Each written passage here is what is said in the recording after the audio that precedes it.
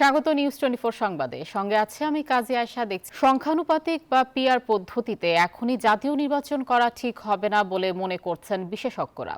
কারণ দেশের অধিকাংশ মানুষই পিআর পদ্ধতি বোঝেন না। আবার এই পদ্ধতিতে সরকার গঠন করলে সরকারের স্থিতিশীলতা থাকবে না বলে মত তাদের। দীর্ঘমেয়াদী পরিকল্পনাও হবে বাধাগ্রস্ত। তাই প্রচলিত পদ্ধতিতে নির্বাচন করার পরামর্শ তাদের। অন্তরা বিশ্বাসের প্রতিবেদনে বিস্তারিত। কোন পদ্ধতিতে হবে জাতীয় সংসদ নির্বাচন? জাতীয় ঐক্যমত্য কমিশনের বৈঠকে এ নিয়ে বিস্তারিত আলোচনা হয়েছে। সিদ্ধান্ত আসে পিআর পদ্ধতিতে নয়, প্রচলিত নিয়মেই হবে নির্বাচন। তবে এক্ষেত্রে ভিন্ন মত ছিল কিছু রাজনৈতিক দলের। বিশেষজ্ঞরা বলছেন পিআর পদ্ধতিতে ভোট করার মতো পরিবেশ নেই বাংলাদেশে। যেটা ঐক্যমত্য হয়েছে দ্বিমত সত্ত্বেও সেটাই কিভাবে বাস্তবায়িত হবে, আইনগত কিভাবে বাধ্যবাধকতা সৃষ্টি করা যাবে, সেটাই এখন আলোচনার বিষয়। অতএব নতুন বিষয়ে অবধারণা করার সুযোগ আমি তো দেখি না। এরই মধ্যে বাংলাদেশ জামায়াতে ইসলামী সহ বেশ কয়েকটি রাজনৈতিক দল পিআর পদ্ধতিতে ভোটের দাবি জানিয়েছে। তবে পিআর পদ্ধতি চায় না বিএনপি। বিশেষজ্ঞরা মনে করেন সাধারণ মানুষ নতুন এ পদ্ধতি বোঝে না খুব একটা। তবে অপেক্ষাকৃত ছোট দলগুলো সংসদে চলে আসতে পারবে। বিএনপি পিআর পদ্ধতি চায় না। একদম সাধারণত হচ্ছে যে আপনি যদি সরকার গঠন করতে চান তাহলে আপনার 50%-এর বেশি ভোট পেতে হবে, এবং বিএনপির কাছে তো 50%-এর বেশি ভোট নেই। সুতরাং বিএনপি তো চাইবে যে তারা একটা ভোট যেভাবে হচ্ছিল সেটা হোক, এবং তারা যদি সংখ্যাগরিষ্ঠতা অর্জন করতে পারেন তারা সরকার গঠন করবেন। তো সরকার গঠনের রিস্ক বিএনপি কেন নেবে? সুতরাং বিএনপি পিআর পদ্ধতি চাইবে না, এটাই স্বাভাবিক। পিআর পদ্ধতিতে ভোট হলে জটিলতা বাড়বে বলে মনে করেন রাজনীতি বিশ্লেষক অধ্যাপক ডক্টর মাহবুবুল্লাহ। নেপালের অভিজ্ঞতা হচ্ছে, সেখানে আমরা দেখেছি সেখানে তারা পিআর পদ্ধতি একেবারে শতভাগ করে নাই, আংশিক করেছে। তারপরেও সেখানে কিন্তু স্থিতিশীল সরকার হচ্ছে না। বাংলাদেশের জন্য এই মুহূর্তে স্থিতিশীলতা অত্যন্ত প্রয়োজনীয় একটি বিষয়, এবং স্থিতিশীলতা যদি না থাকে তাহলে এখানকার উন্নয়ন বলেন বা শিক্ষা সংস্কৃতি সব ব্যাপারে যে অগ্রগতি, সেই অগ্রগতিটা অর্জন করা সম্ভব হবে না। তো এইরকম পরিস্থিতি নিঃসন্দেহে গণতন্ত্রের অগ্রযাত্রার জন্য সুখকর না। বিশেষজ্ঞরা বলছেন পিআর পদ্ধতিতে ভোট হলে একটি আসনে জেতার পর প্রার্থী সংসদে নাও যেতে পারেন। আবার কোনো আসনে না জিতেও একটি দলের অনেকজন সংসদে যেতে পারবেন। সেক্ষেত্রে স্বতন্ত্র প্রার্থীদের জোট না বাঁধলে সংসদে যাওয়া কঠিন বা অসম্ভব হবে। অন্তরা বিশ্বাস, নিউজ 24, ঢাকা। এদিকে নির্বাচনের আগে সংস্কারের আইনি ভিত্তি দেওয়ার দাবি তুলেছে জামায়াত। দলটির নায়েবে আমির ডাক্তার সৈয়দ আব্দুল্লাহ মোহাম্মদ তাহের বলেন, একটি সুষ্ঠু নির্বাচনের মাধ্যমেই বাংলাদেশের সংকট দূর হবে। কুমিল্লায় এ মন্তব্য করেন তিনি। এই দেশটা যাতে মৌলবাদীদের চলাচলের অবরণ্য না হয় এবং দক্ষিণপন্থী মৌলবাদীদের উত্থান, কেউ কেউ খুব আতঙ্কিত হয়ে পড়েছেন, এ সমস্ত কথা আমরা আগে পতিত স্বৈরাচার এবং পতিত ফেসিবাদের যারা প্রতিনিধিত্ব করত আওয়ামী লীগ, তাদের কাছ থেকে শুনতাম। এখন দুর্ভাগ্যজনকভাবে সত্য যে আওয়ামী লীগের সেই বক্তব্যটি আমরা এখন বিএনপির নেতৃত্বের মুখে শুনতে পাচ্ছি।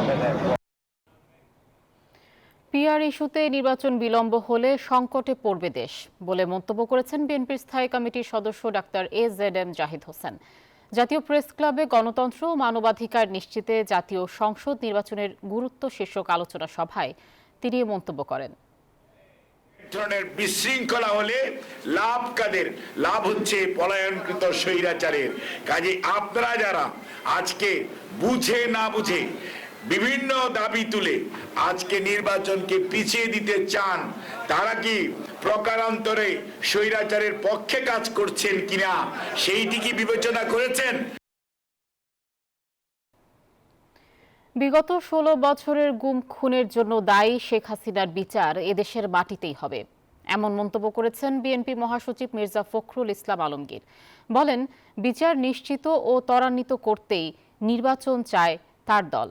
শুক্রবার রাজধানীর মানিক মিয়া অ্যাভিনিউয়ে মায়ের ডাক সংগঠনের কর্মসূচিতে অংশ নিয়ে বিএনপি মহাসচিব এসব কথা বলেন। আমি তো তোমাকে দেখতে চাই, আমি আমার বাবা সহ আমার সকল চাচুকে ফেরত চাই। অজানা ঠিকানায় হারিয়ে যাওয়া প্রিয়জনদের খোঁজ মেলেনি আজও। আমি যখন অসুস্থ থাকি আমার তখন মন চায় আমার বাবার সাথে থাকতে, আমার বাবারও হাতটা ধরতে, কিন্তু এটা এখন আমার জন্য স্বপ্ন।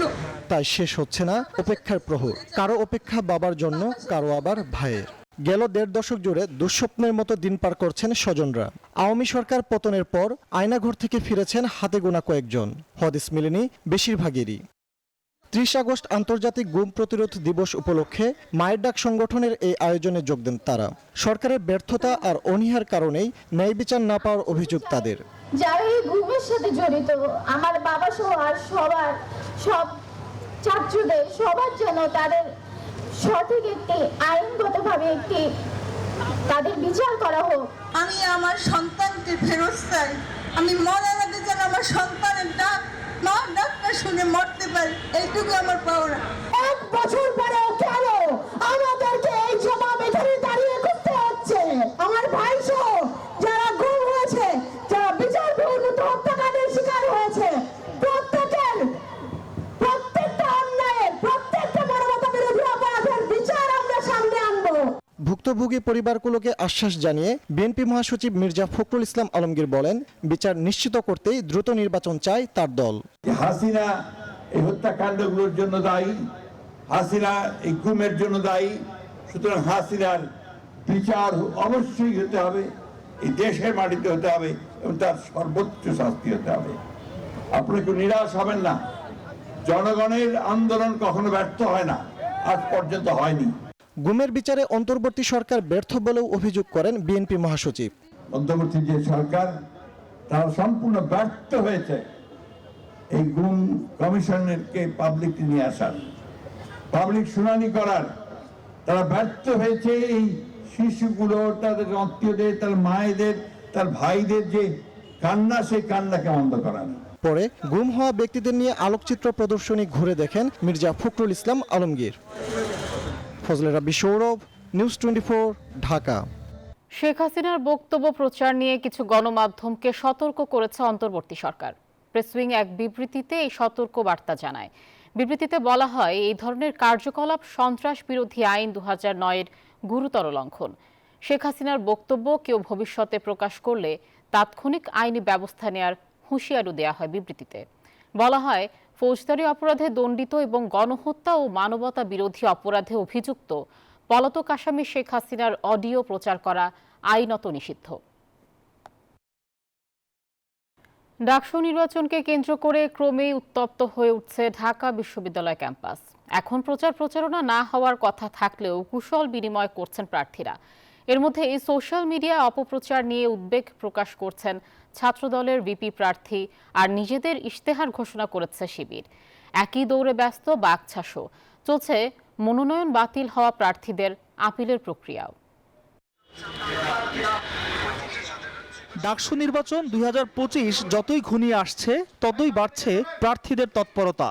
নির্বাচন কমিশন 25 আগস্ট পর্যন্ত প্রার্থীদের হল কিংবা ক্যাম্পাসে প্রচারণা না চালানোর স্পষ্ট নির্দেশ দিলেও শুক্রবার ঢাকা বিশ্ববিদ্যালয়ের বিভিন্ন হলে দেখা যায় ডাকসু নির্বাচনের প্রার্থীদের জনসংযোগ, এমনকি ঘোষণা করেন ইশতেহারও। এ বিষয়ে এখনও নীরব ভূমিকা নির্বাচন কমিশনের। জোটের পক্ষ থেকে কথা বলবেন। দুপুরে মধুর ক্যান্টিনে সংবাদ সম্মেলন করে নিজেদের ইশতেহার ঘোষণা করেন ছাত্র শিবিরের ভিপি প্রার্থী সাদিক কায়েম। বলেন, ডাকসুকে নিয়মিত একাডেমিক ক্যালেন্ডারে অন্তর্ভুক্ত করাই হবে মূল প্রতিশ্রুতি। এই ডাকসুর এটা হবে একটা একাডেমিক কাজ, এটা হচ্ছে বিশ্ববিদ্যালয় পড়াশোনার একটা গুরুত্ব, এটা একাডেমিক ক্যালেন্ডারে যুক্ত করে, এটা হচ্ছে একটা কাজ তাদের। তো আমরা দায়িত্ব নেওয়ার পর ইনশাল্লাহ 1 বছরের পরে নির্ধারিত সময় আবার ডাকসুর তফসিল ঘোষণা করা, সেটা হবে আমাদের অন্যতম একটা কমিটমেন্ট।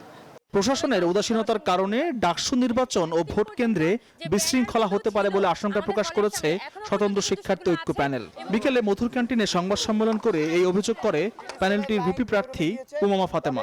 শিক্ষার্থীরা যদি আমাদেরকে তাদের প্রতিনিধি হিসেবে নির্বাচন করেন, একটি বিষয়ে আশ্বস্ত করতে চাই, স্টারলিংকে এনে সবাইকে ফ্রি ইন্টারনেট সেবার আওতায় নিয়ে আসা সম্ভব। ফজলুল হক মুসলিম হলে নামাজ পড়েন বাকছাস নেতৃত্বাধীন বৈষম্য বিরোধী শিক্ষার্থী সংসদের প্রার্থীরা।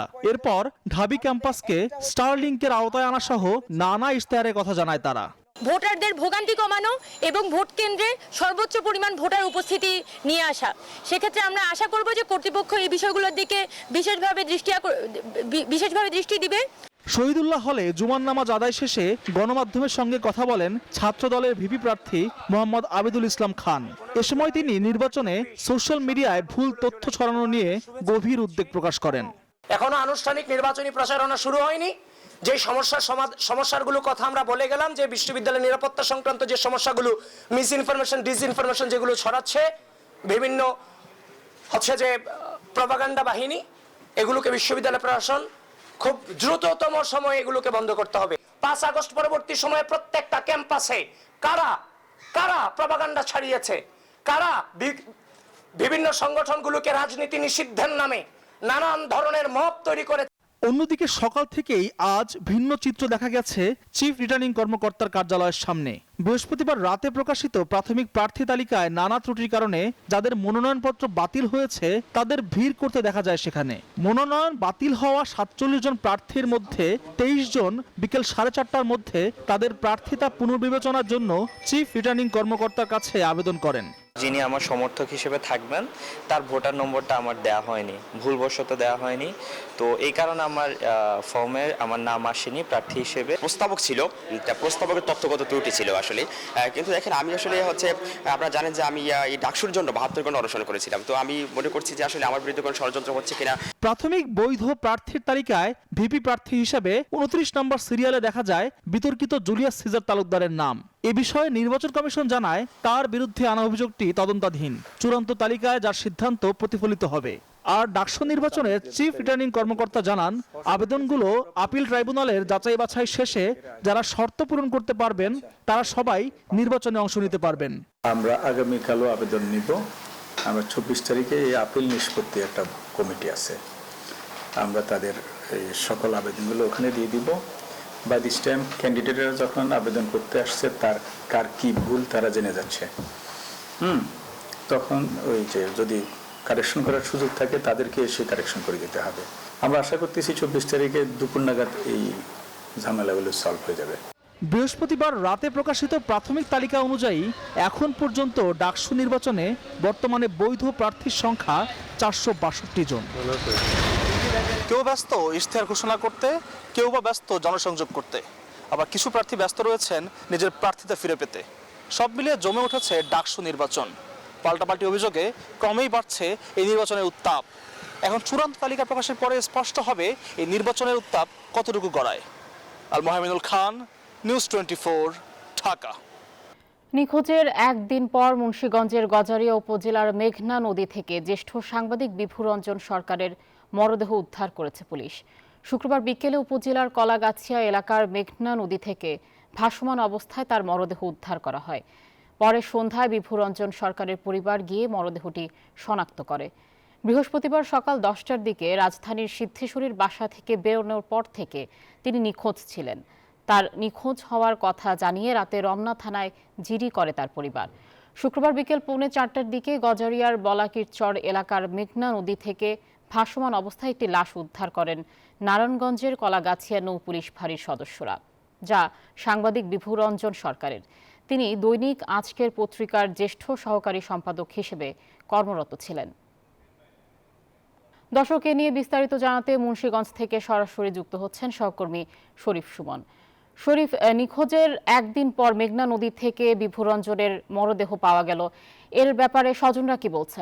ধন্যবাদ আয়েশা। আমরা এখন অবস্থান করছি মুন্সিগঞ্জের যে সদর জেনারেল হাসপাতাল রয়েছে সেই হাসপাতালের মর্গে রয়েছে এই সিনিয়র সাংবাদিক বিভুরঞ্জন সরকারের মরদেহ।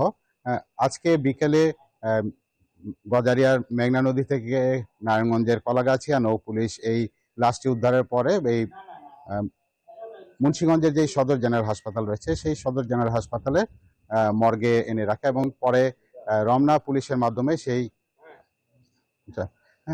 এবং আজকে রাতে এই মুন্সিগঞ্জ জেনারেল হাসপাতালে এসে তার পরিবারের সদস্যরা এসে লাশটি শনাক্ত করেছেন। তার পরিবারের সদস্যরা জানিয়েছেন যে বৃহস্পতিবার সকালে বিভুরঞ্জন সরকার তার বাসা থেকে কর্মস্থলের উদ্দেশ্যে বের হয়েছেন এবং তারা পরবর্তীতে তার কোনো খোঁজ না পেয়ে তারা রমনা থানায় জিডি করেছেন। কিন্তু কি কারণে আসলে বিবরঞ্জন সরকারের লাশ এখানে পাওয়া গেল এবং কি কারণে এই কি ঘটেছে তারা আসলে এখন ওই বিষয়টি নিশ্চিত নয়। তবে সামাজিক যোগাযোগ মাধ্যমে কিন্তু বিবরঞ্জন সরকারের একটি খোলা চিঠি যেটা ছড়িয়ে পড়েছে এবং সেটা ইতিমধ্যে কিন্তু ভাইরাল হয়েছে। সেই খোলা চিঠিতে তার যেই বিভিন্ন বিষয় তিনি লিখেছেন এবং সেই বিষয়গুলো কিন্তু সামাজিক যোগাযোগ মাধ্যমে যেটা ব্যাপক আলোচিত। তবে পরিবারের সদস্যরা জানিয়েছেন তারা কেন বিবরঞ্জন সরকার মিসিং হয়েছেন এবং কি কারণে তার লাশ এখানে উদ্ধার হয়েছে তারা এই বিষয়টি স্পষ্ট নয়।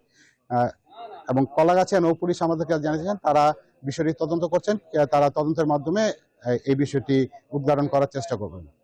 মুন্সিগঞ্জের সদর জেনারেল হাসপাতাল থেকে আমার কাছে। সিসি ক্যামেরার আওতায় আসছে সিলেটের সাদা পাথর পর্যটন এলাকা।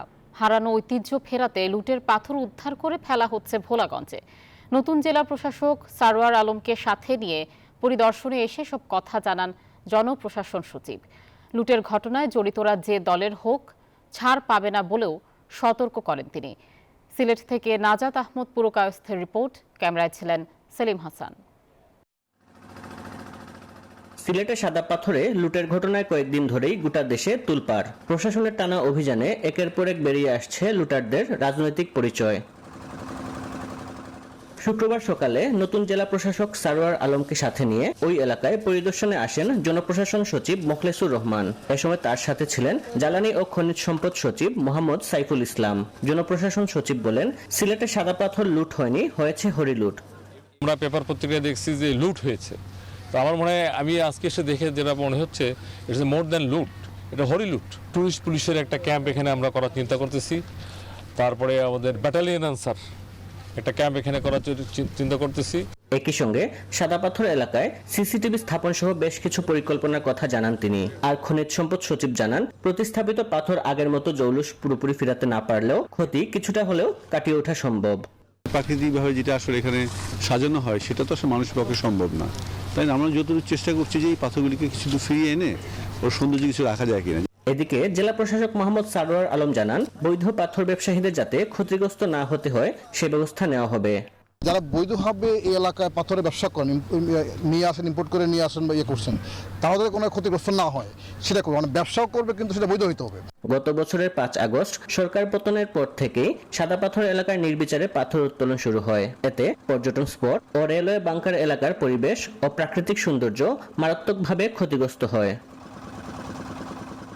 নাজাত আহমদ পুরকায়স্থ, নিউজ 24, সিলেট।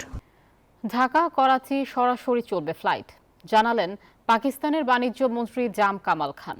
শুক্রবার চট্টগ্রাম চেম্বার অফ কমার্সের নেতাদের সঙ্গে মতবিনিময়কালে কথা বলেন তিনি। বাংলাদেশ পাকিস্তানের মধ্যে গেল কয়েক মাসে ভিসা প্রক্রিয়া দ্রুত ও সহজ হয়েছে বলেও উল্লেখ করেন পাকিস্তানের বাণিজ্য মন্ত্রী।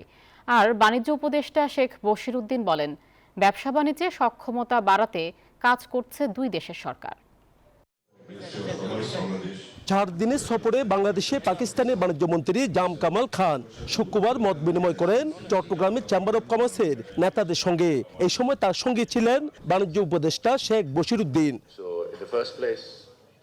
সবাই চট্টগ্রামের পোশাক শিল্প, ইস্পাত শিল্প, শিপিং ব্যবসায়ী সহ বিভিন্ন ব্যবসায়ী ও শিল্পপতিরা বাংলাদেশ পাকিস্তানের ব্যবসা বাণিজ্যের নানা সমস্যা ও সম্ভাবনা তুলে ধরেন।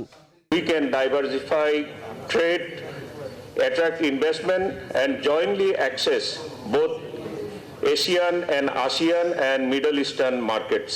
এই সময় পাকিস্তানের বাণিজ্য মন্ত্রী বলেন, দুই দেশের জনসাধারণের জীবন ধারণ ও সাংস্কৃতিক মিল আন্তঃ ব্যবসা বাণিজ্য এগিয়ে নেওয়ার অপার সম্ভাবনা রয়েছে।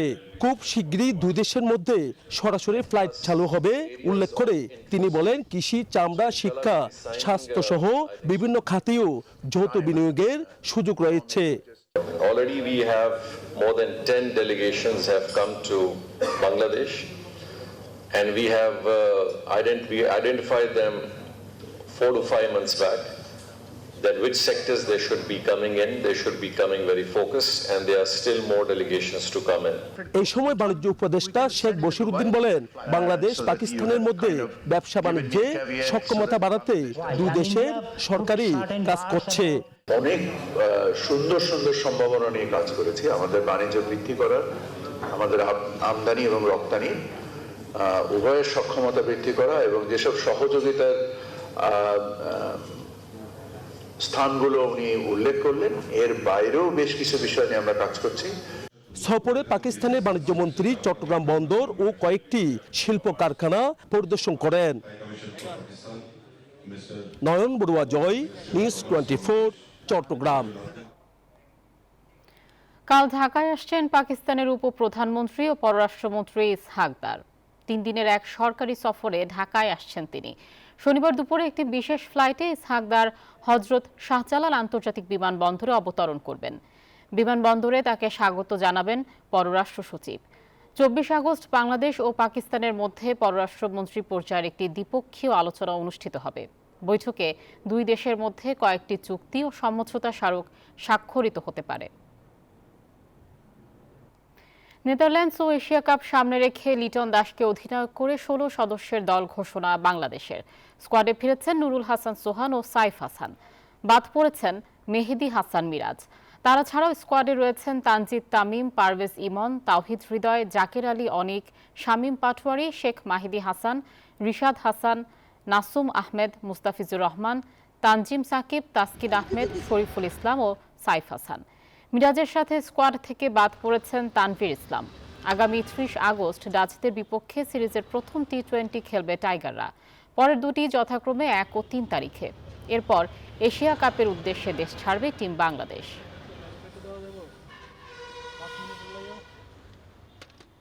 এই ছিল নিউজ 24 সংবাদে। ধন্যবাদ সবাইকে।